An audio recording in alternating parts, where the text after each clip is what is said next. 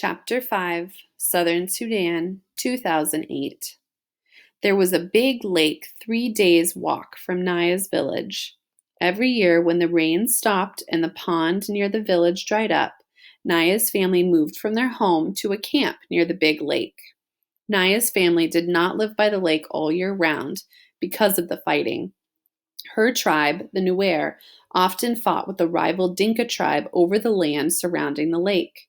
Men and boys were hurt and even killed when the two groups clashed. So Naya and the rest of her village lived at the lake only during the 5 months of the dry season, when both tribes were so busy struggling for survival that the fighting occurred far less often. Like the pond back home, the lake was dried up. But because it was much bigger than the pond, the clay of the lake bed still held water. Naya's job at the lake camp was the same as at home, to fetch water. With her hands, she would dig a hole in the damp clay of the lake bed. She kept digging, scooping out handfuls of clay until the hole was as deep as her arm was long. The clay got wetter as she dug, until at last, water began to seep into the bottom of the hole. The water that filled the hole was filthy, more mud than liquid. It seeped in so slowly that it took a long time to collect even a few gourds full. Naya would crouch by the hole, waiting for water. Here for hours at a time and every day for 5 long months until the rains came and she and her family could return home. Southern Sudan, 1985. Salva's eye was swollen shut. Buksa's forearms were lumpy and raw. A friend of Buksa's had a fat lip. They all looked as though they had been in a terrible fistfight, but their injuries weren't bruises. They were bee stings.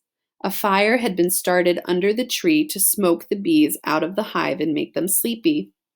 But as Buksa and the other Jerkul men were removing the hive from the tree, the bees woke up and were not at all happy to discover that their home was being taken away.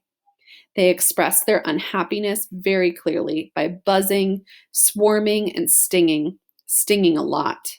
It was worth it, Salva thought as he touched his eye gingerly. His belly was a rounded lump stuffed full of honey and beeswax. Nothing had ever tasted so good as those pieces of honeycomb dripping with rich, luscious gold sweetness.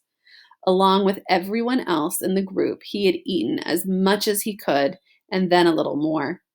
All around him, people were licking their fingers in great satisfaction, except for one Dinka man who had been stung on his tongue.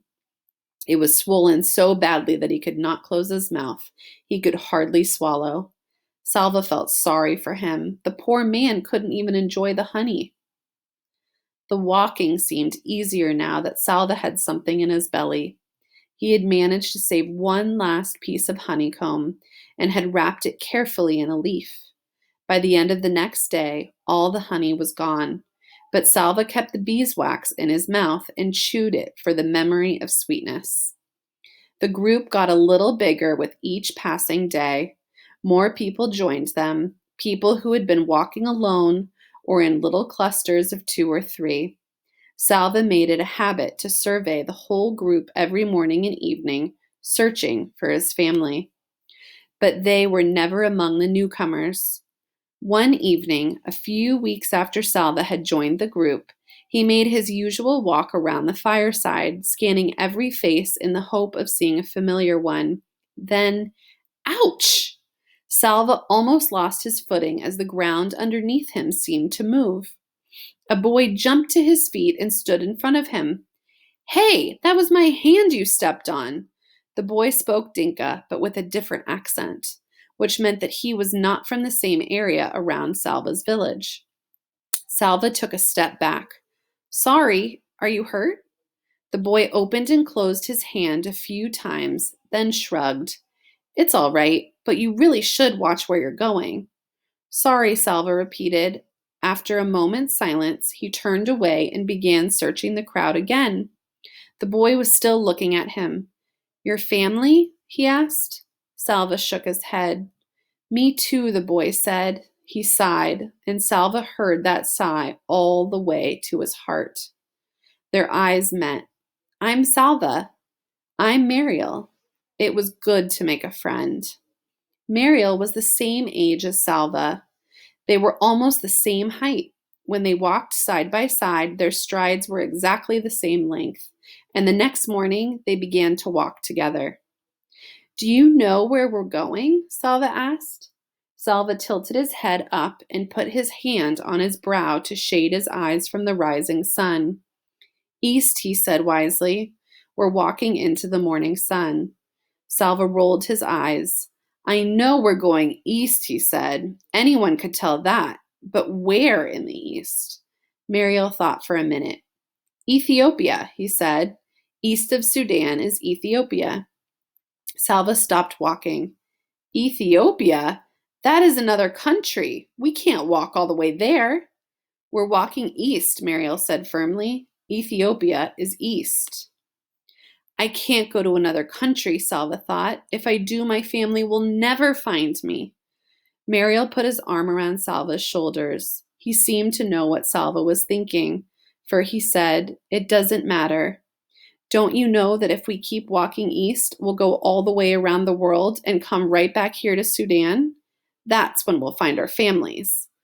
Salva had to laugh. They were both laughing as they started walking again, arm in arm, their strides matching perfectly. More than a month had passed since Salva had run from his school into the bush. The group was now walking in the land of the Atwat people. In the Dinka language, the Atwat were called the people of the lion. Their region was inhabited by large herds of antelope, wild beasts, and the lions that preyed on them. The Dinka told stories about the Atwat. When an Atwat person died, he came back to earth as a lion, with a great hunger for the human flesh he once had. The lions in the Atwat region were said to be the fiercest in the world. Nights became uneasy. Salva woke often to the sound of roars in the distance and sometime to the death squeal of an animal under a lion's claws.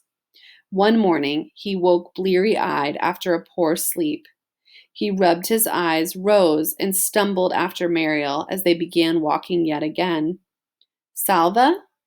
It was not Mariel who had spoken. The voice had come from behind them. Salva turned. His mouth fell open in amazement, but he could not speak. Salva!